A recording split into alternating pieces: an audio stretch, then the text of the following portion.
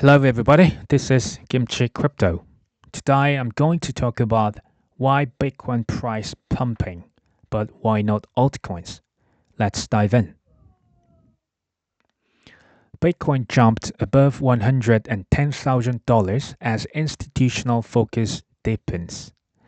Price to Research said it stands firm on its year-end price target of $210,000 for Bitcoin. Bitcoin price rose up significantly, but altcoins didn't. Why? When you are in doubt, you can check indicators, two easy indicators. First thing is Bitcoin dominance. It's around 64% still.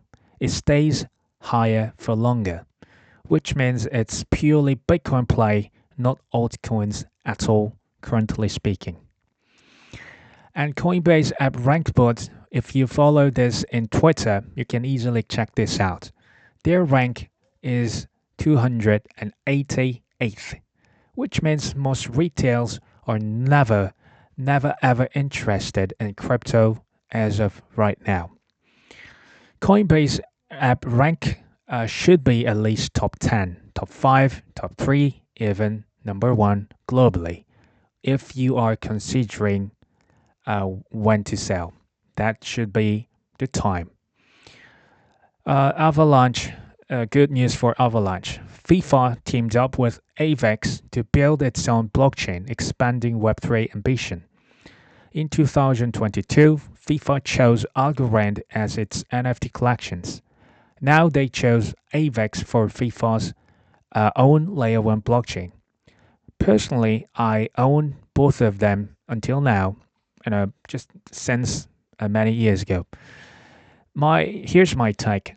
If you didn't have enough Ethereum, buy Solana instead. If you don't have a Solana, just buy AVEX. If you don't have enough AVEX, buy Near Protocol, Hedera, Algorand. Why? Those are all based in the United States, and their altcoin ETFs will be approved in the end this year, or and their altcoin, those funds or ETFs will be included in index funds or index ETFs for sure. And they are doing basically same thing, similar job in RWA, stablecoins, DeFi, and even game industry. King Dollar fell, Bitcoin marches toward sound money highs, which sounds very good. It can be easily found in this chart here. DXY in white, that was back in 2016 and 17 cycle. Currently, it's in green color. DXY fell down significantly since November of last year. Trump mentioned dollar is too strong, but DXY just fell significantly, very fast. This usually reduces global debt because more than 50% of global debt is in US dollars, and this increases global liquidity, global M2 as well, which means weak dollar is a lubricant for global economy, which is good for economy and market. Global M2 in white in 2016 and 17 cycle, and global M2 currently, in today. It just mimics the previous one, but it picked up significantly. Why? Why so fast? Why global M2 increased so much? Because of, I think, drifts were between United States and the rest of the world. Because the global economy was not that good from the beginning, but it got worse because of trade wars, because of uncertainties, etc. That's why central banks around the world they decided to lower rates earlier and printed more money. That was why this global M2 picked up significantly. Global M2 versus Bitcoin. You are very familiar with this chart here. Both of them bottomed out in the bottoming zone a few months ago, and global M2 matches up with Bitcoin by 90%. It goes together. As you can see, liquidity picked up and Bitcoin is currently following it through.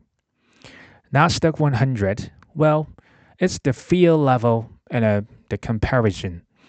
US stock market hasn't picked up yet. Nasdaq, S&P 500, etc. because of fear inside the market still. The current level of fear in the US stock market is as similar as that of COVID-19, that of Lehman Brothers, global financial crisis, and 9/11 terror. It sounds very awful, but which means, on the other hand, we have a huge buying opportunity, especially those M7, AI, those Nasdaq stocks. I think ISM versus Bitcoin implied ISM pricing. As you can see here, ISM represents business condition, especially in the United States, manufacturing and service industry. ISM matches up with Bitcoin a lot, as you can see here. And when economy gets better, ISM index goes up and Bitcoin price follows it up as well. ISM versus DXY. They are ISM and dollar index are inversely correlated, which means weak dollar comes strong economy, strong dollar comes bad economy. Now it's the former one. Weak dollar comes strong economy right now. This green one, DXY inverted, rose up significantly recently, which means DXY decreased. It went up, it's inverted, so DXY decreased a lot. Dollar has been weakened, and it's a full month lead, which means ISM is likely to pick up, and economy will expand, and that level decreases and income increases of the corporations, households, and every single individual in the world, and the market is likely to go up from here. That's why Bitcoin went up first. What about altcoins? ISM versus GMI Financial Conditions Index. Well, GMI Financial Conditions Index, made by the Real Vision CEO Raoul Pal, it went up significantly, which means financial conditions got better. DXY went down, dollar has been weakened, rates are lowered, oil price went down. It's a 9-month lead, which means ISM, again, it is likely to go up from here. So, what if ISM goes up? Can altcoin can go up as well? My answer is yes, cautiously yes, because there needs to be some warning notification here. What I'm trying to say here is when liquidity comes in to the market, even shitcoin can fly a lot. Because of human nature, people won't be content with Bitcoin gains or Ethereum plays. They will seek for meme coins for sure, or some small cap altcoins. This human nature, I suppose, will not change that easily. In my personal opinion, Alex Flex comes out like showing off supercar, I bought this Rolex watches, etc. This cycle won't end until then. Does this mean we can buy any shitcoins out there, any meme coins out there? No. Because 98% or more, most of those altcoins will vanish forever. So only focus on chosen ones, such as, for sure, Bitcoin, Ethereum, Solana, Cardano, AVAX, XRP, Hedera, Algorand, Near Protocol, etc. Once ETFs or index ETFs are approved in the United States, guess what? Tons of global money will be poured into one of these cryptocurrencies, not shitcoins anymore.